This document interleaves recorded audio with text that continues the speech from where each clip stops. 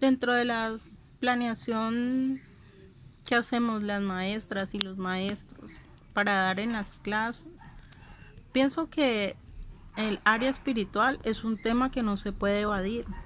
¿Por qué? Porque todos los países tienen un Dios, todas las naciones tienen un Dios. Entonces, si sabemos que Jesús es nuestro Dios, pues hablar de Jesús. Pero si la persona, bueno, ya sabemos que existe la libertad de culto, que las personas pueden congregarse donde quieran. Entonces, hablarles de que existe un Dios supremo. También dentro de la manera como las maestras y los maestros organizan las clases, está cada maestro y cada maestra tiene a su cargo una labor y ningún alumno, ninguna alumna puede pasar por su clase sin haber aprendido algo. Si los alumnos con sus diferencias no aprenden nada, al maestro o a la maestra le está faltando investigar. La investigación dentro del área educativa es muy importante porque los maestros y las maestras siempre tenemos que estar investigando, averiguando cómo aprenden nuestros alumnos, cómo aprenden nuestras alumnas. Esto está en el Código de Infancia y Adolescencia, en la ley 115. Los alumnos y las alumnas tienen diferentes maneras de aprender. Y como tienen diferentes maneras de aprender, es el trabajo de la maestra y del maestro investigar cómo puede aprender su alumno y su alumna. Porque no podemos decir que un alumno y una alumna va a pasar por una clase y no va a aprender absolutamente nada. Pues a no ser que el alumno, la alumna, tenga alguna condición dificultuosa que no lo ponga al nivel pues de los otros alumnos, pero esto en Colombia casi no ocurre. En Colombia la mayoría de las personas somos personas con capacidades. Entonces, nuestros alumnos y nuestras alumnas cuando pasan por nuestra clase tienen que aprender.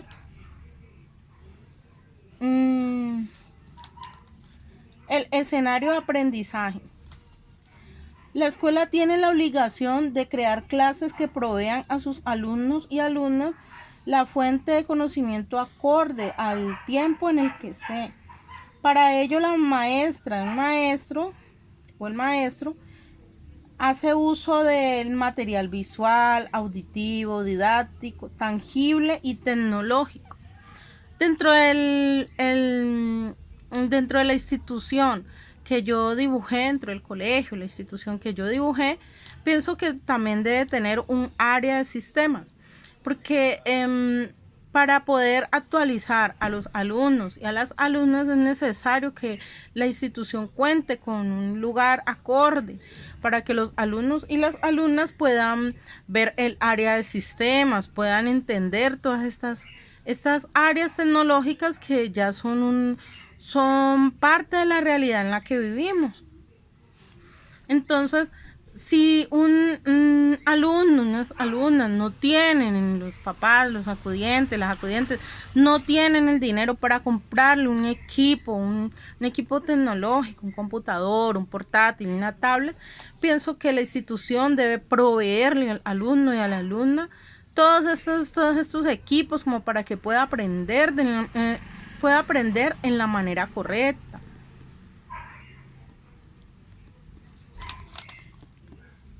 También pienso que el maestro para crear las clases tiene que también tener observación, darle la oportunidad de investigación a los alumnos y a las alumnas, mirar cómo es que aprenden sus alumnos y sus alumnas. Porque, por ejemplo, si vamos a la clase de ciencias naturales, si vamos a la clase de ciencias y los alumnos y las alumnas quieren investigar cómo es el proceso que tiene cada animal, pienso que la autonomía que pueda tener un alumno y una alumna al investigar por su propia cuenta los animales va a tener más aprendizaje teniendo la asimilación y el descubrimiento, aunque el maestro ya sepa todas las cosas que el alumno está aprendiendo, para el alumno se hace algo novedoso poder entender todas esas cosas. Por ejemplo, si en la clase de ciencias naturales el alumno tiene la tarea de investigar cómo respiran los animales, cómo defecan, cómo hacen digestión, entonces él o ella al mirar todas estas cosas va a ser algo novedoso para ellos y para ellas. Inclusive en algunas clases, en algunos lugares les permiten abrir los animales y mirar cómo son por dentro. Esta área de investigación nos adelanta. ¿Por qué? Porque bueno, en otras naciones ya todo esto lo han visto, porque ya ya lo crearon, pero hay otras naciones en las que estas cosas aún no se han visto, como lo que es abrir un animal y mirarlo por dentro, entender cómo actúan los animales, cómo es el proceder de la naturaleza y todas estas cosas. Entonces al alumno hacer todo esto por área de descubrimiento y mediante la asimilación, entender por sus propios por su propia cuenta, todas estas cosas, los alumnos pienso que aprenden más al tener sus propias expectativas, sus propias conclusiones acerca de un tema. No estoy diciendo que el maestro no sea necesario, la maestra no sea necesaria, claro que sí, es necesario. Pero el alumno y la alumna, al hacer una investigación, lo que hace es plantearse una manera distinta al momento de entender un tema. Entonces, pienso que esta manera que tienen los maestros y las maestras de investigar algunas cosas y de plantearlas ante la clase, todas deben tener dentro de su planeación, el área de investigación. Pienso que es muy necesario, bastante. También tenemos la pregunta, ¿cómo genera la escuela un vínculo con la familia, docentes, estudiantes y entorno?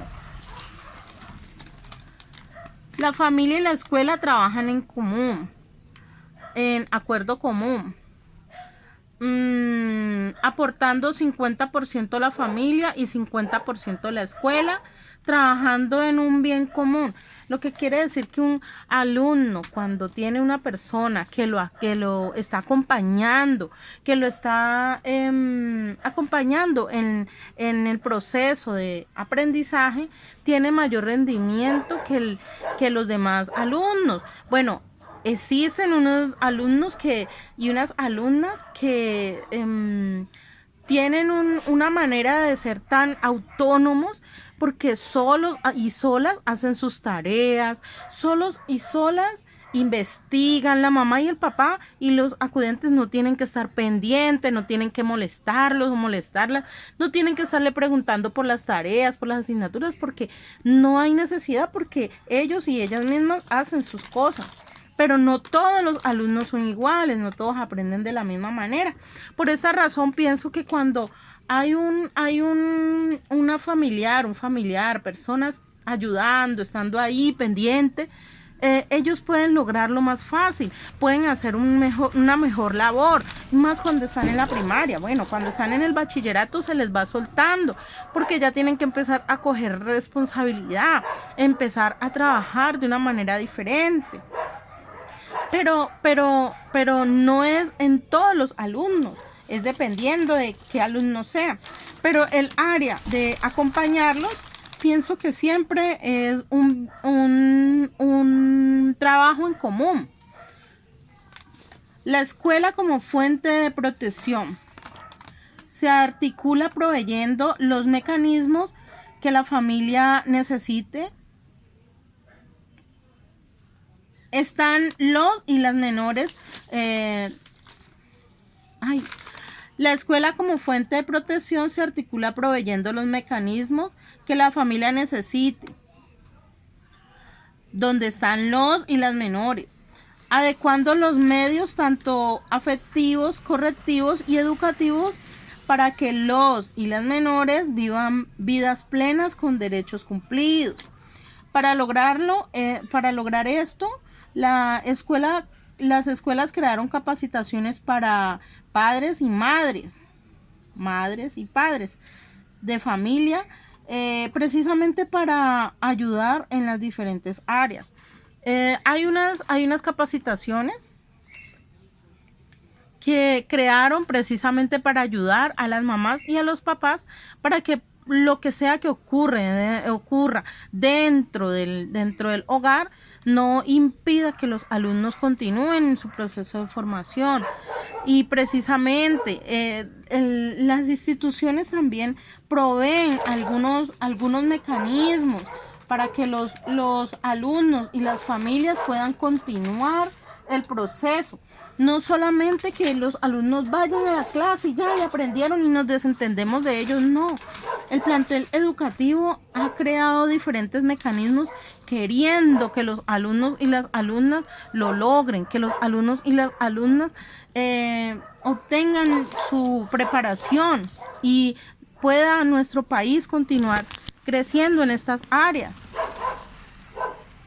Vamos a pasar al área legal, donde dice derecho a ser protegidos y protegidas, dando respuesta a la pregunta que aparece en lo anterior, donde dice cómo genera la escuela un vínculo con la familia, docentes, estudiantes y entorno. Entonces, en el área legal, derecho a ser protegido y protegida, ley 1098 del artículo 18 del 2006.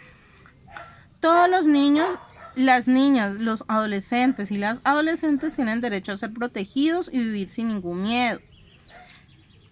Derecho a tener una familia y obrar con el pleno uso de las facultades, pero bajo la protección de la familia y las rutas RIAS, artículo 42 de la Constitución y artículo 22. Artículo 24, derecho a recibir alimentación saludable que garantice el suministro diario para que los cuerpos funcionen en la forma correcta. Para esto muchas escuelas cuentan con un restaurante escolar. Dentro de mi dibujo, lo que hice, mire, allí yo hice un área donde está el restaurante y también donde está la biblioteca, donde está la papelería, pero hablando en la manera legal, donde dice que la escuela es una proveedora de derechos, cumplidora de derechos, de los derechos de los niños y las niñas, los adolescentes y las adolescentes. Entonces, al contar con un restaurante escolar, también está cumpliendo el derecho, porque los niños y las niñas necesitan una alimentación, pero también no solamente en el hogar. No todas las mamás y no todos los papás cuentan con una cantidad de dinero para proveer muchas cosas. Entonces la escuela viene siendo una parte, el 50%, porque muchas escuelas le proveen el desayuno, un refrigerio. Bueno, los que tienen, a mí me fascina el horario unificado, que es el que salen los muchachos a las 2, 3 de la tarde. Me gusta bastante porque pues estudian más, están más en la institución, aprenden más, están más preparados. Entonces las instituciones que tienen ese horario, lo que hacen es que le proveen el desayuno, el almuerzo y en ocasiones el refrigerio. Entonces es una ayuda muy grande para las mamás y los papás, porque los alumnos, aunque están en la clase, están también recibiendo los derechos adicionales. Es una fuente de ayuda bastante grande para muchas familias. Entonces, dentro de la escuela también se están cumpliendo todos estos derechos, no solamente en el hogar, sino que, pues, como lo dije antes, trabajan en un bien común. El ambiente del aula. Para promover el aprendizaje, un ambiente que garantice el pleno desarrollo de las funciones motoras y mentales. O sea, el aula tiene que ser un lugar acogedor, un lugar que cuente con las características. Por ejemplo, si estamos hablando de transición, los salones organizados, los salones decorados con los temas que ven los alumnos, las alumnas, algo así como que vayan desarrollando sus funciones motoras dentro de las áreas, dentro de las clases.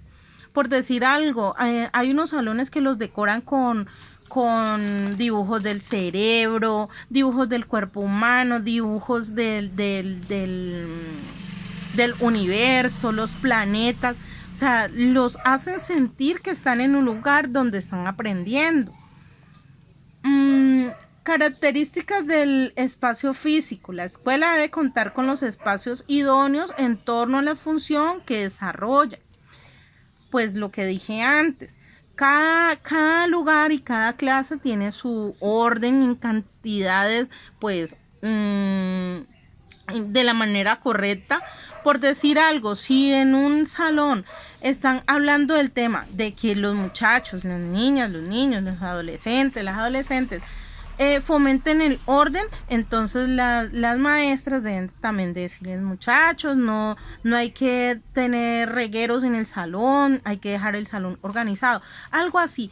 O sea, el tema que vayan a dar en la clase tiene que ir acorde también con las funciones éticas y morales, pero también que el espacio donde están garantice que los alumnos van a aprender esto.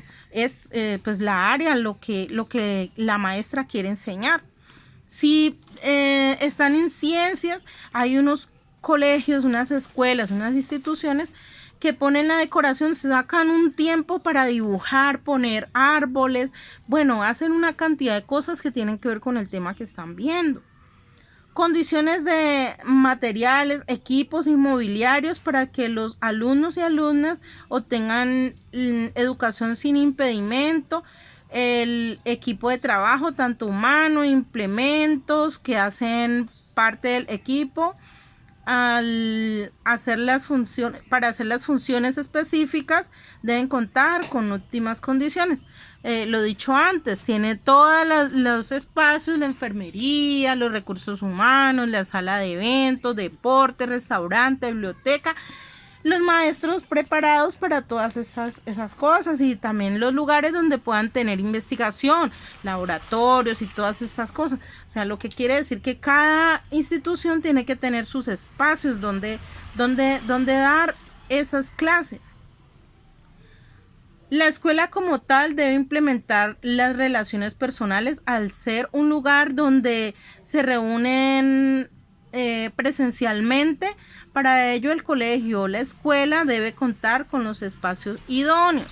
Lo que dije al principio, en un colegio, una institución donde no se mojen, donde no les caiga agua, donde los pupitres estén organizados, donde las baldosas estén en orden. O sea, cada institución debe tener el orden correcto. Todas las escuelas y los colegios deben contar con la metodología inclusiva, de lo contrario no estaría cumpliendo con los derechos.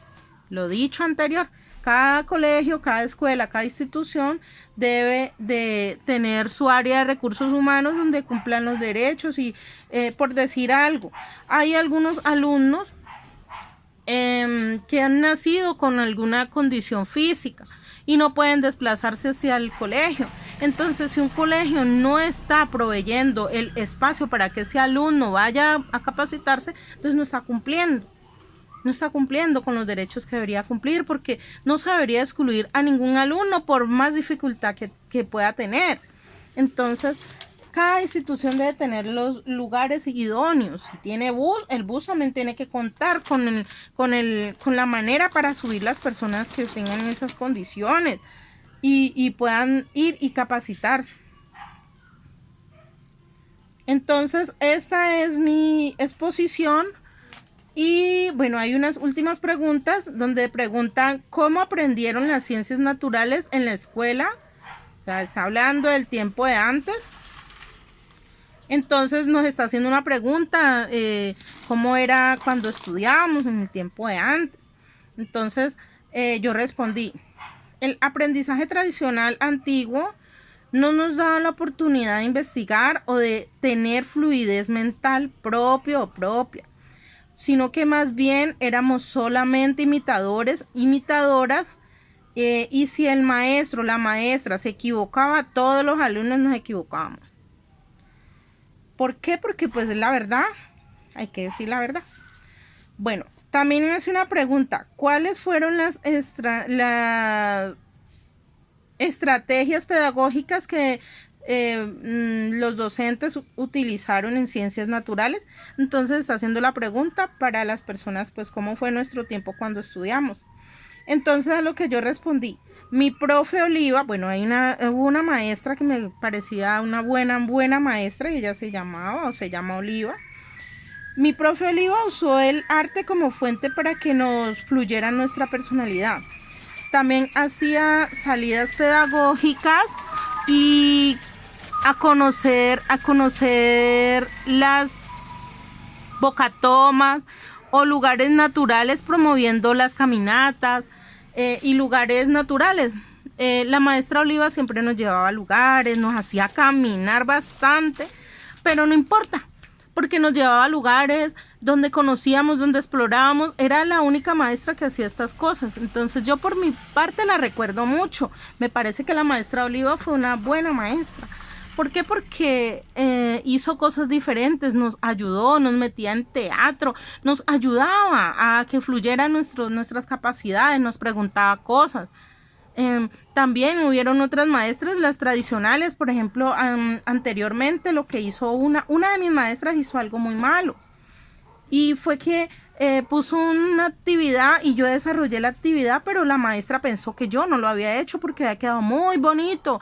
Ella dijo que hiciéramos una escultura y yo me trasnoché haciendo la escultura con barro. Y al día siguiente cuando la llevé, me dijo que esa escultura no la había hecho yo porque parecía que la hubiera comprado, pero Dios sabe que yo sí la compré, yo sí la hice, yo no la compré. Yo me demoré toda la noche haciéndola. Y pues no me gusta mentir. Entonces, ella estaba bajo la manera tradicional, donde creían que los alumnos y las alumnas no podían fluir. Entonces, por eso mi maestra Oliva me gustó mucho, porque nos daba la oportunidad de investigar, de mirar. Inclusive, aunque ella era del tiempo anterior, nos hablaba, nos preguntaba, hacía cosas diferentes.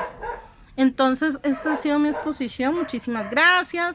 Y pues la escuela no la coloreé, pero más o menos tienen una idea de cómo es lo que planteé. Muchas gracias, hasta luego.